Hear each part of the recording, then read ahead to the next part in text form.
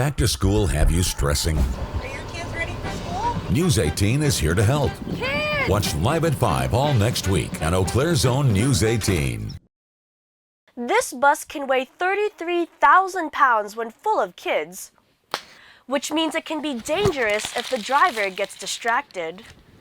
So here's a few things kids should know to be a good passenger. Student transit employees are preparing buses with car seats for their smaller passengers. But whether you're 5 or 18, there's ways you can make life easier for you and your bus driver. Driver Bill Drath asks kids to talk in a quiet voice to not distract drivers. He also says the aisles should be clear, with no backpacks, elbows, or knees in them. Drath adds kids should not stand while the bus is in motion and that the safest place is their seat, or what he calls their compartment. If they're out in the aisles with their shoulders or with their bodies, and we have to make a quick stop, may it be for an animal or for another vehicle to avoid a crash, they need to be in that compartment so that if we do have to stop and they do slide forward in their seat or something, they're in their safety compartment. Drivers also ask students to arrive a few minutes early to their pickup spot to avoid delays. Drass says the one thing he wishes kids remember is to not be on the street when the bus pulls up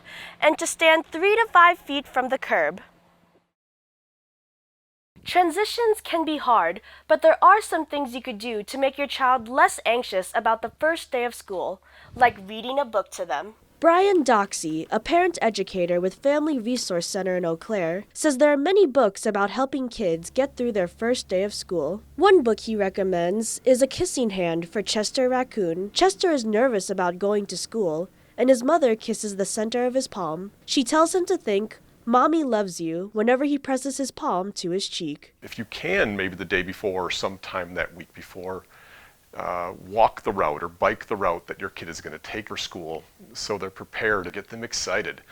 Go school shopping together. Another thing you can do is create a morning to-do list with your child. Customize the morning routine to your child's needs to help them stay on track each school day. Leading up to the first day, experts say you and your child can create a shared family calendar that can be color-coded to help keep everyone's schedules in order.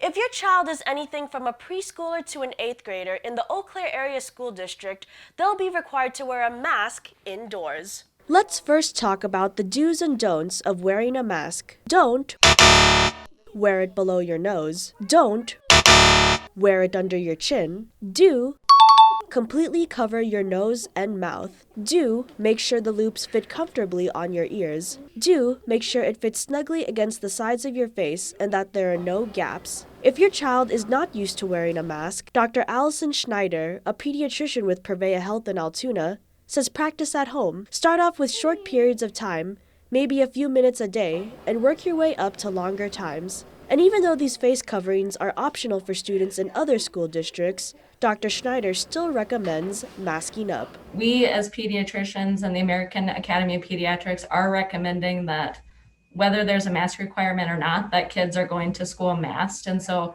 I think that's something that's important for parents to talk about with their kids, with their doctors if they have any questions. But that's the best way right now that we can keep especially those younger kids who aren't eligible for vaccinations safe. If you don't have a child-sized mask, doctors say you can twist the loops of an adult-sized one to fit the size of your child's ears.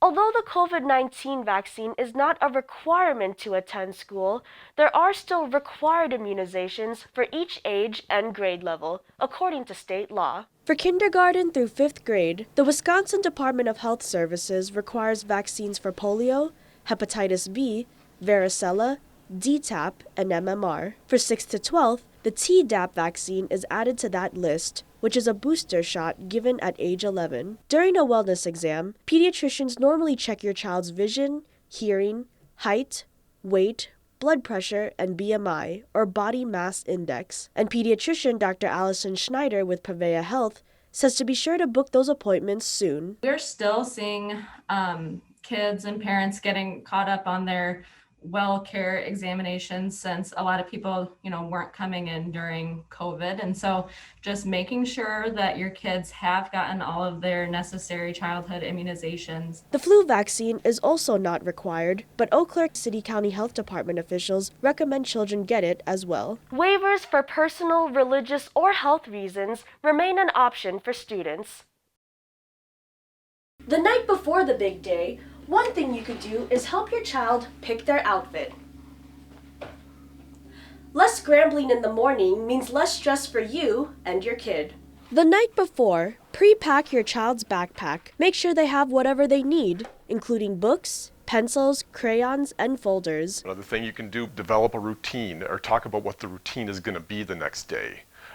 Talk about the expectations, talk about how the morning's going to go. Preschool, if you can go visit the playground or go to the school orientation and get them comfortable with school. In addition to getting your child ready, get yourself ready as well. The morning of school, wake up 30 minutes before your child, drink your coffee, and mentally prepare yourself for the day. Once your child wakes up, have them follow their morning to-do list and tell them they can't watch videos on their iPad or play with toys until they've eaten breakfast, gotten dressed, and brushed their teeth. Another thing you could do the morning of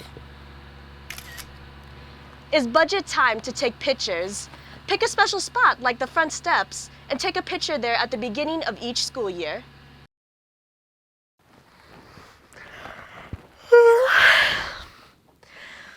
During the summer, your child might be sleeping in and waking up late, but a local pediatrician says you should start getting them back on a normal sleep schedule. Health experts say one way to help your child go to sleep is to limit screen time before bed. Studies showed these devices can interfere with sleep by suppressing the production of melatonin. Dr. Allison Schneider with Prevea Health also suggests starting their nighttime routine earlier. I think it's a good time for parents maybe to start pushing up bedtimes a little bit closer to what they would be at for the school year. And then starting the wake up process being a little bit earlier as well. That can just help kids make a smooth transition into the first days and weeks of school. Good, ample sleep can help your child in many ways, including improved attention, behavior, memory, and overall physical and mental health. If your child's school has a scheduled rest or nap time, experts suggest helping them practice napping at the same time of day.